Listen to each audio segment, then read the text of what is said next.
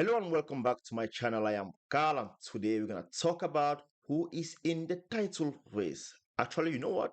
We'll talk about the top four, who's going to make it and who's going to just miss it as well. For me, there are only two clubs really in the title race. Now, I don't mean to disrespect Arsenal, Tottenham and Aston Villa. I just don't think they have the squad depth that Man City and Liverpool have to be able to win the Premier League. I'm going to start with Aston Villa. Aston Villa, they're a fantastic side. What Unai Emery is doing in that football club is unbelievable. Books are going to be written about this. But I don't think they have enough to finish in the top four. I think they'll finish fifth just because they still have European football, and to be able to juggle both European football and the Premier League, I don't know if their squad is deep enough to be able to do that. So for me, that's why they will just about miss out in the top four.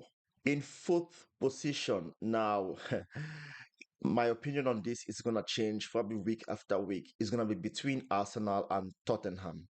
Right now, I will say Arsenal. The transfer window is still open, and Arsenal have to sign a striker. If Arsenal signs a striker, a good one, because I mean, Jesus is injured, right? They have to sign a striker. If they sign a striker and a good one, then I think they finish third. If they don't sign a striker and Ketia has to lead the line for them, oh my God, this could be a disaster. This could they could miss out on the top four. It's really that bad because Aston Villa and Spurs are just they're around the corner. Tottenham just signed Timo Werner, so they have added a little bit of quality to their squad. Arsenal must do the same. They are struggling to score goals from open play, so it's no question. They definitely have to sign a striker. If not, disaster. So for me, right now, Arsenal finishes in fourth. Tottenham will finish third. I think they'll finish third because they've shown that with the absence of Madison, Van de Ven, even Romero at times, they can hang in there. They've won a lot of difficult games without some of their key players, and that just shows what a fantastic manager Postecoglou is. So Tottenham for me, with Van de Ven coming back, Madison coming back, Son is gonna be gone for the Asia Cup, but he'll be back. They have a couple of players that are missing, but they're gonna be back, and I can see Spurs finishing strong. And right now, I think Spurs will finish third in the Premier League. This now takes me to the top two. Who's gonna finish second between Liverpool and Man City? I think Man City will finish second. I think they'll finish second because De Bruyne, yeah, he's back from injury, but De Bruyne is not young. He's in the wrong side of 30. He's still, a magnificent footballer. Writing the Bruyne out, I actually think it might be crazy. This might come back to bite me. But I just feel like coming back from that long injury, even if he's going to get back to his best, it will take a bit of time, probably a month, maybe 6 weeks, for him to get back to his very best. And you start to wonder during that time, how many points are Man City gonna drop? Now, this is the time of the year when Man City they just grab the Premier League by the scruff of the neck and they just win game after game after game after game after game. This is the period. I just feel like this year is gonna be a bit different. Their squad is not as strong as people think it is. They lost Gundogan. In my opinion, they haven't replaced him. Mateo Kovacic and the guy they got from Wolves, Nunes. For me, they are nowhere near the level of Gundogan. Gundogan was easily one of the best players last season, and they've lost that and they haven't replaced him. Mahrez is another big one. Mahrez, Premier League title, multiple Premier League title winner. Mahrez could come off the bench and either score a goal or get that assist, in key moments, difficult moments. Mahrez turned up big time. Yeah, they've got Doku now, but for me, I still don't think he's at the level of Mahrez. He's a fantastic dribbler, but he has to work on his final ball, Doku. So, Man City, yeah, Haaland is going to be back. De Bruyne going to be back. It's going to make them stronger. Another problem with Man City is that they are shipping goals. They are conceding goals. Whenever you watch them, pretty much every game, they seem to concede a goal. Uh, when was the last time they had a clean sheet? I'm not talking about the Carabao Cup, FA Cup, stuff like that. No, I'm talking about in the Premier League. Like, they rarely ever keep a clean sheet. So Even with De Bruyne coming back, he's not gonna help them keep clean sheets though. So yeah, they have a few issues there, you know. Yeah, they're gonna get their players back, but they have to fix the defense. And that is why I think Liverpool will win the Premier League this year.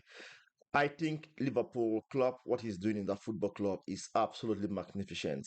To put together a brand new midfield and challenge for the league, I mean, wow, wow, wow. Most Liverpool fans wouldn't have thought this would be possible.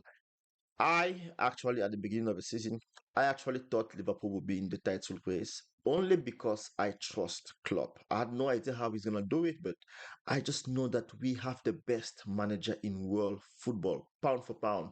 With the budget he's working with, for me, he's a far better coach than Guardiola, in my opinion. You can disagree in the comment section if you want, but Klopp, I mean, if you give him Guardiola's budget, the open checkbook, I think he wins the quadruple every season. I really, really do. That's how good he is. So, Klopp is just a fantastic manager.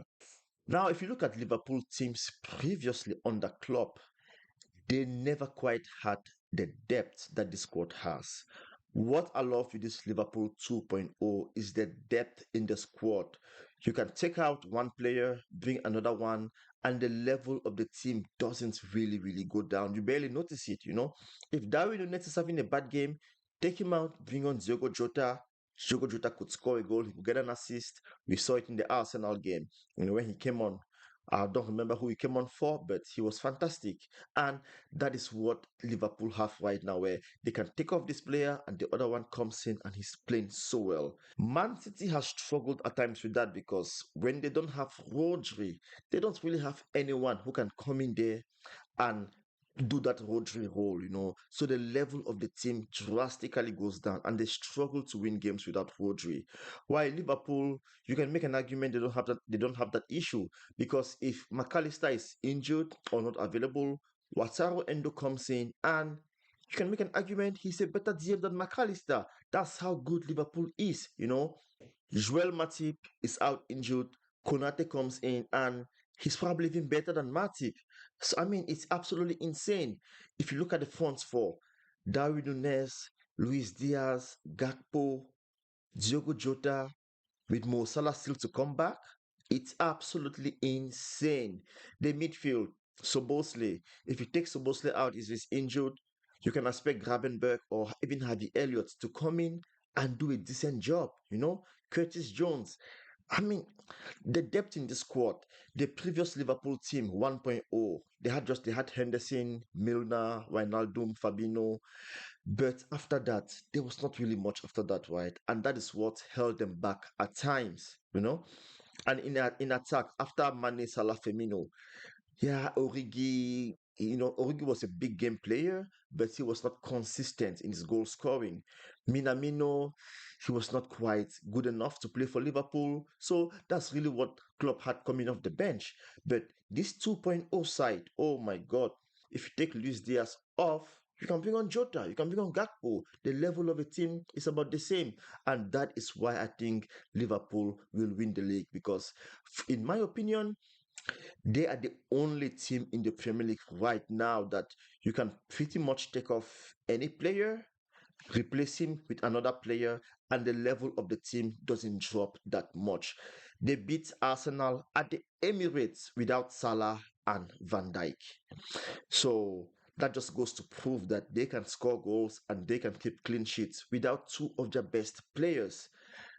Will Man City win Arsenal without Rodri at the Emirates? I don't know. What about without Rodri and Ruben Diaz? I, I really don't know, you know. So because with Man City, it makes such a big difference in the drop of form when Rodri is not there. But at Liverpool, it's not quite that. And that is why I think Liverpool will be Premier League champions in 2024. I'll see you soon. Thank you for watching.